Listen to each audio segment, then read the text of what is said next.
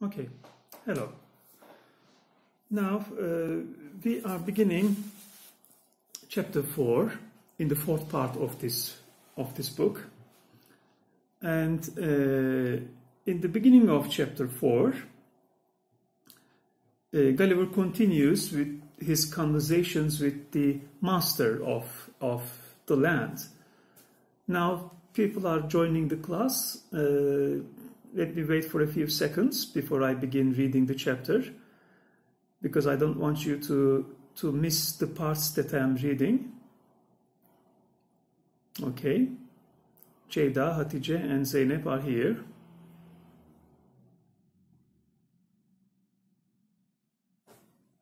Right.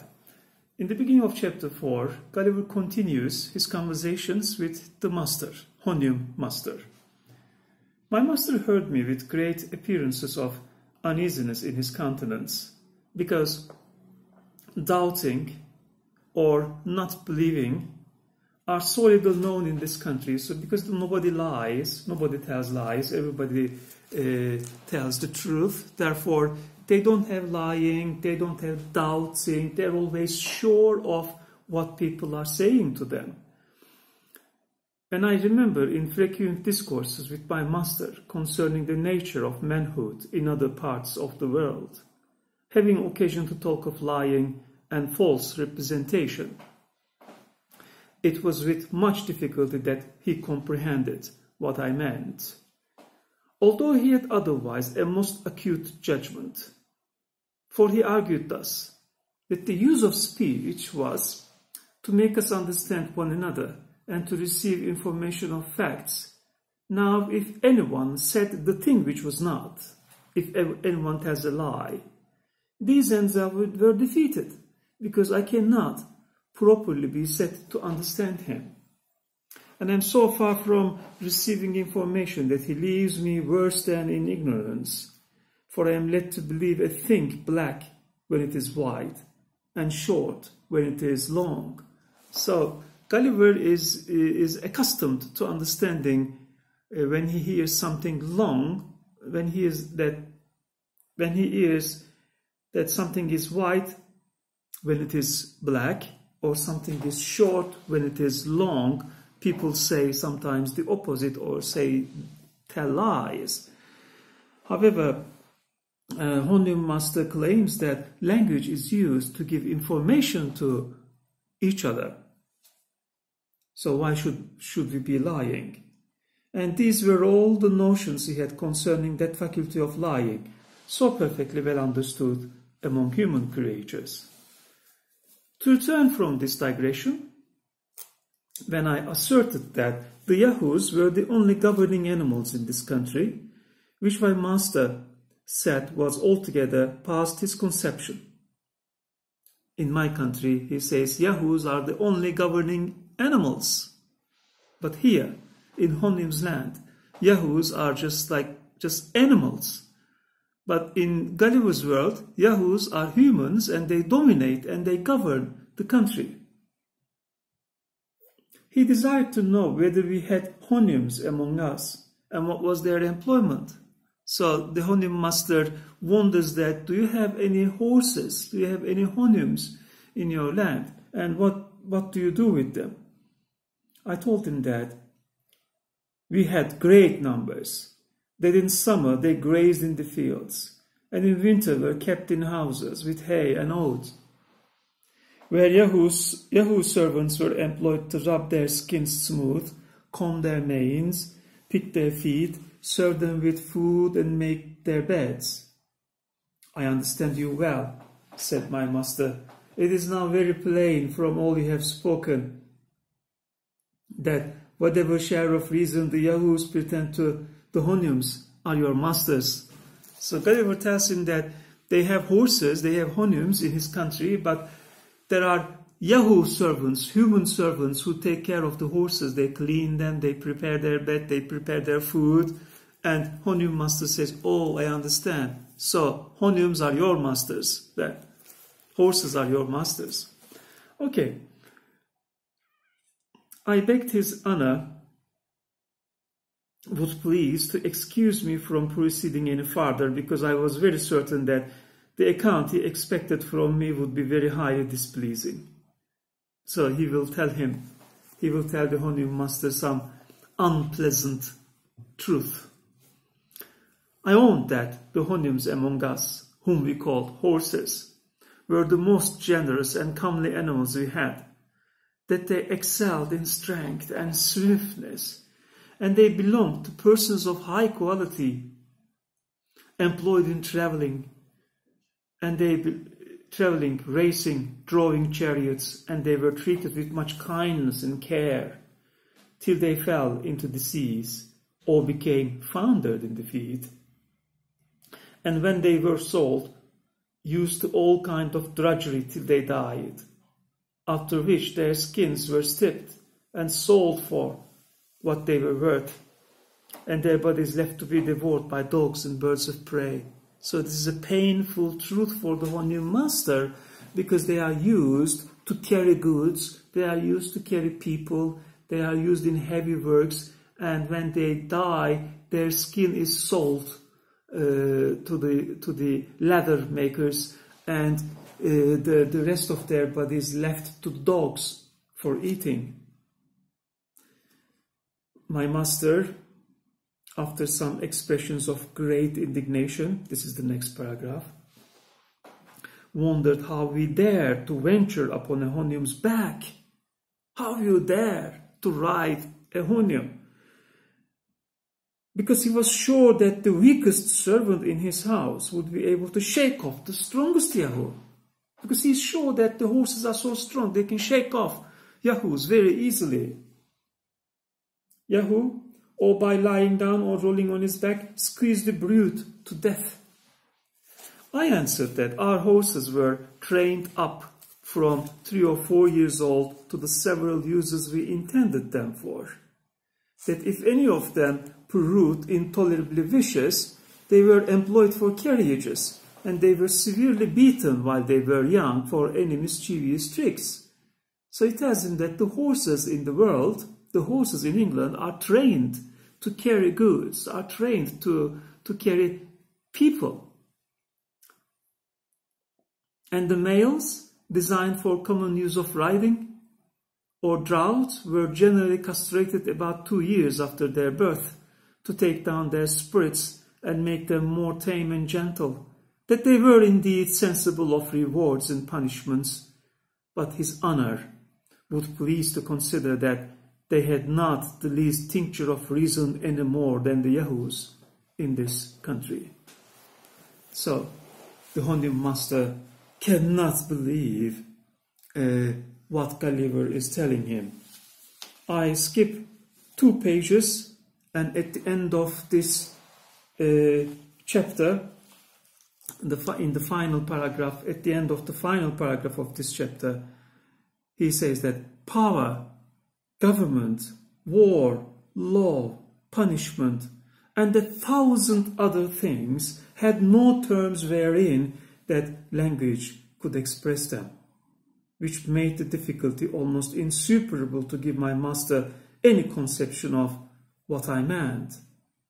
So he tells him that they have government, they have power, they have law, punishment, but in the Honyum's language, there are no words to describe power, no word to describe government, no word to describe law, punishment, because they don't have such concepts.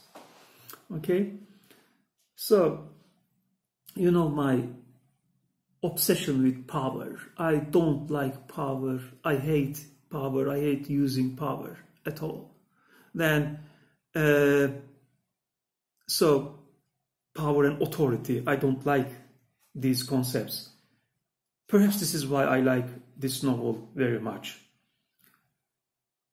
But being of an excellent understanding, much improved by contemplation and converse, he at last arrived at a competent knowledge of what human nature in our parts of the world is capable to perform, and desired I would give him some particular account of that land which we call Europe, but especially of my own country. So in a very similar way to Brobdingnag, he will tell the Honum Master, as he was telling the Brobdingnagian king, he is telling the Honum Master about England, about English law system, about English government system and lifestyle. Okay, in chapter 5, the second paragraph. In obedience, therefore, to his honor's commands, I related to him the revolution under the Prince of Orange, the long war with France entered into by the said prince, and renewed by his ancestor, the present queen, wherein the greatest powers of Christendom were engaged and which still continued. I computed at his request that about 1 million of Yahoos might have been killed in the whole progress of it, and perhaps 100 or more cities taken, thrice as many ships burned or sunk. So it tells him about the wars in their history, about the revolutions in their political history, and how many people died, how many ships sank. He asked me, what were the usual causes or motives that made one country to go to war with another? Excellent question asked by the master. What is your motive? What is the reason of a war? What makes one country to go to war with another country? I answered, they were innumerable. There were innumerable, many reasons for wars, but I should only mention a few of the chief reasons. Sometimes the ambition of the princes. The princes are too ambitious. Sometimes the corruption of ministers, okay, who engage their master in a war in order to stifle or divert the clamor of the subjects against their evil administration. You see, sometimes the princes are too ambitious, that they want more land. Sometimes the princes are, or the ministers are too corrupt in corruption. Difference in opinions, now difference in thinkings, difference in opinions are one of the major causes of wars. Difference in opinions hath cost many millions of lives. For instance, whether flesh be bread, or bread be flesh, whether the juice of a certain berry be blood or wine, whether whistling be a vice or a virtue, whether it be better to kiss a post or throw it into the fire. What is the best color for a coat, whether black, white, red or grey, whether it should be long or short, narrow or wide, dirty or clean, with many more. Neither are any wars so furious and bloody or of so long continuous as those occasioned by differences in opinion, especially if it be in things indifferent. So, sometimes the most important cause of wars is the differences in opinion, especially the differences in opinion about unimportant topics like, how to eat meat, which kind of drink should be drunk, or what color of jackets should be worn in the society. Of course, these are very symbolic. Okay? And sometimes the quarrel between two princes is to decide which of them shall possess a third of his dominions, where neither of them pretend to any right. So two princes may be quarreling with each other, all right, and they want one another's dominions, one another's land. Sometimes a war is entered upon because the enemy is too strong. Sometimes because he is too weak. Okay? Strange. Sometimes when we have a very strong enemy, we fight. Or sometimes when we have a very weak enemy, we again fight to beat them. Sometimes our neighbors want the things which we have. The neighbor sees what we have in our garden and they want us. They want it. Or they have the things which we don't have. And we want them. and we both fight till they take ours or give us theirs. All right, this is war. Imagine the world now, and imagine the wars going around in the world now. Okay, when two countries are in a war, then what is the reason? Do they want one another's land, or do they want something that they don't have? Petrol, for instance, causes lots of wars all around the world. It's a very justifiable cause of a war to invade a country after the people have been wasted by famine, destroyed by pestilence, or embroiled by factions among themselves. This is a very interesting reason. Sometimes, he says, there's a justifiable reason to invade a country, to open a war, declare a war against a country, because that country is stricken with hunger. All right? Usually very poor countries are invaded. And Palestine, for example, very poor country is invaded. Yemen is a very poor country and it's invaded. Okay, it is justifiable to enter a war against our nearest ally when one of his towns lies convenient for us, or a territory of land that would render our dominions round and complete.